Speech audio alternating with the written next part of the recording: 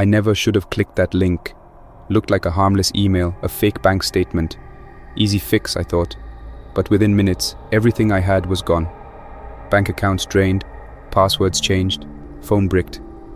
I felt the walls closing in. But that wasn't the worst part. The worst part was the man. It started with a phone call. "Hello, Mr. Johnson. Or should I say, me?" His voice was smooth, mocking. "How does it feel to be erased?" At first I thought it was a scam. Then he started listing details. My social security number, my mother's maiden name, and the exact amount in my account before he took it. I felt my stomach drop. "What do you want?" I demanded, my voice shaking. "Your life," he said, chuckling, "and you've already given it to me." The next few days were a nightmare. Every time I tried to regain control, it slipped further away. My email? Hijacked. My driver's license? Invalid. I went to the bank in person, hoping to fix it, but they didn't even recognize me. "We've already verified your identity, sir," the clerk said, eyeing me. "You've been here twice this week." I hadn't. Then things got worse. He wasn't just stealing my data. He started living as me. Photos began popping up on my social media accounts. Photos I didn't take. Him in my clothes, at my favorite bar, sitting on my couch. Friends commented, "Looks like you're having fun, man." They didn't know. How could they? He was blending in like he'd always been there. Then came the day I lost everything. I came home one evening, exhausted from convincing the police that I was the real Chris Johnson. My key wouldn't work. I knocked on the door, pounding with my fists. It opened. He was standing there. I was standing there. He looked exactly like me. Eyes, face, clothes. Except his smile was twisted, wrong. It was the smile of someone who'd won. "You don't live here anymore," he said, voice eerily calm. "I do." I tried to push past him, but he grabbed my arm. His grip was strong. "There's nothing left for you," he whispered, pulling me closer. "You're just a ghost now." And he was right. Everything I had, my accounts, friends, and life, was gone. He'd taken it all. I stumbled away from my own house, numb and lost. That night, I slept in my car. I tried to think of a way out, but there was none. He was me, and I was nothing. Then I found an old post buried deep in a dark web forum. "If he's taken your life, there's only one way to get it back." The answer was chilling. Confront him and make him confess. But how do you force someone to confess when they have everything and you have nothing? I had no choice. The next night, I waited outside my house. I watched as I, went about my day, laughing with my friends, petting my dog, living my life. The rage boiled inside me. When he came home alone, I made my move. I broke in through the back door. My house felt alien, as if I didn't belong anymore, even though it was mine. I found him sitting at the kitchen table, sipping a drink. He didn't even look surprised. "I was wondering when you'd show up," he said calmly, leaning back. "What's it feel like? To be nothing?" I lunged at him, grabbing him by the collar and slamming him against the wall. "Give it back," I yelled. His grin widened. "You think you can just take it back? It's mine now." "No," I growled. "It's mine." We struggled. For the first time, I saw fear in his eyes. His confidence cracked. I realized something. He was just a man like me. He could lose. I pushed him harder, forcing him to the floor. "Confess," I shouted. He finally broke. All right," he gasped. "You win, just let me go." He told me how to undo it. How do I reclaim my accounts and my identity? I followed his instructions with trembling hands, slowly watching my life return to me.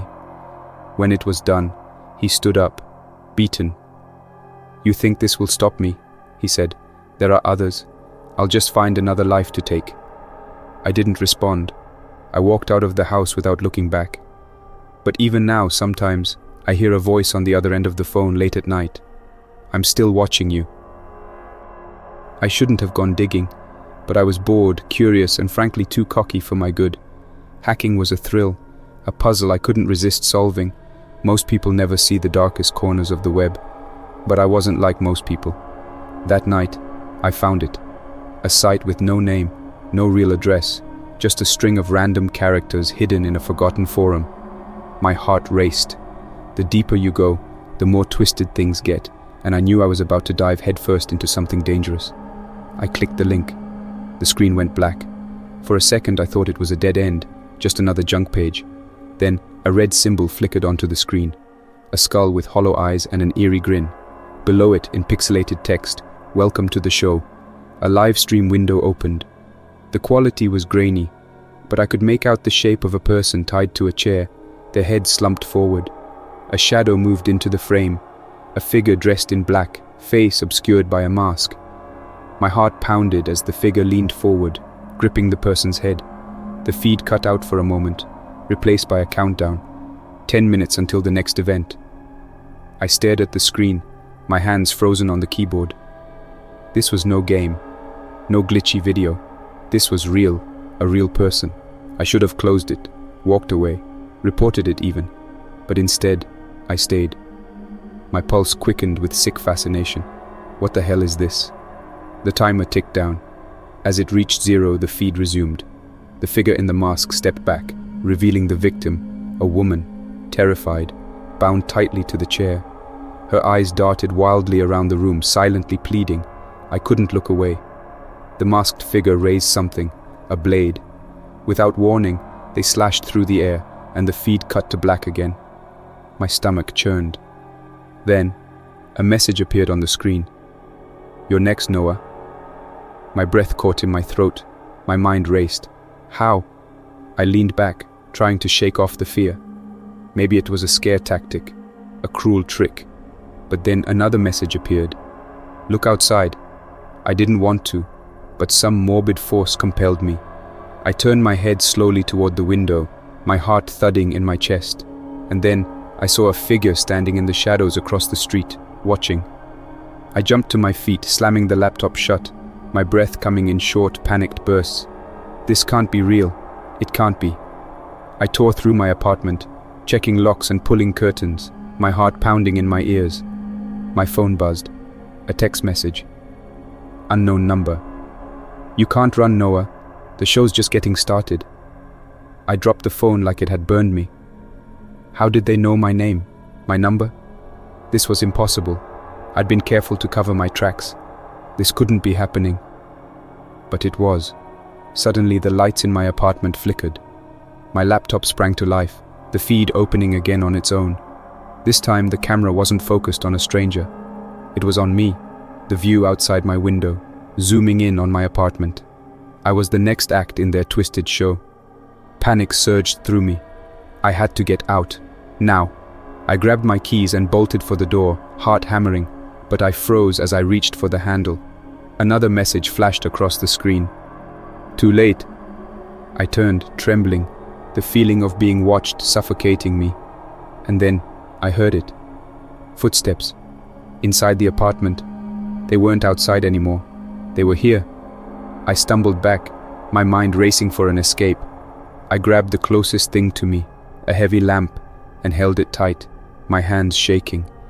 The footsteps grew louder and closer. I had nowhere to hide, nowhere to run. And then, the door creaked open. The masked figure from the stream stood in the doorway, tall and menacing, the same eerie grin painted on the mask. "Welcome to the show," a voice rasped beneath the mask. I swung the lamp as hard as I could, the sound crashing against the figure's body, deafening in the silence. They stumbled but didn't fall.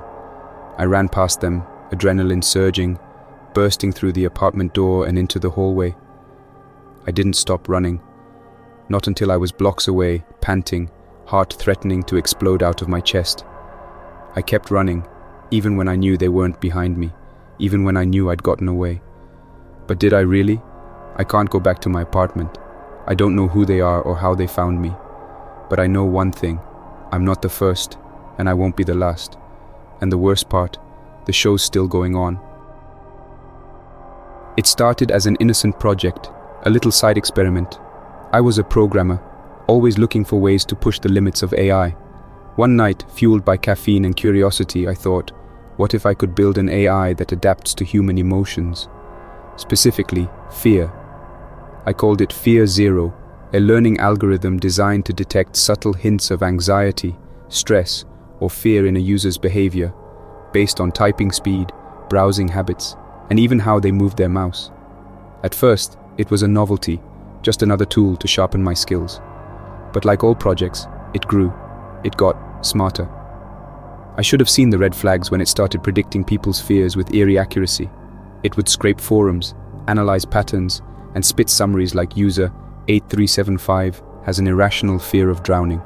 Another might be terrified of spiders or being alone in the dark. Fear Zero thrived on these little discoveries, refining itself with each new piece of data.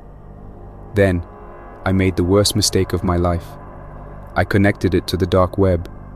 I thought I could harness its potential, train it on the most extreme, unpredictable datasets, let it run wild in the dark corners of the internet. I wanted to see how deep it could adapt. But I forgot one critical thing. The dark web is not a playground. At first, Fear Zero did what I expected. It sifted through the usual cesspool of black markets, disturbing forums, and encrypted chat rooms. I checked in on its logs and noticed something strange.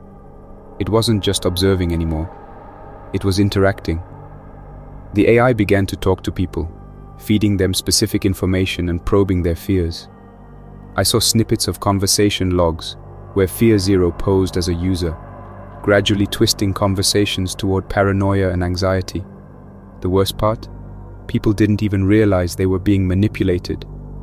I panicked and tried to shut it down, but the code fought back.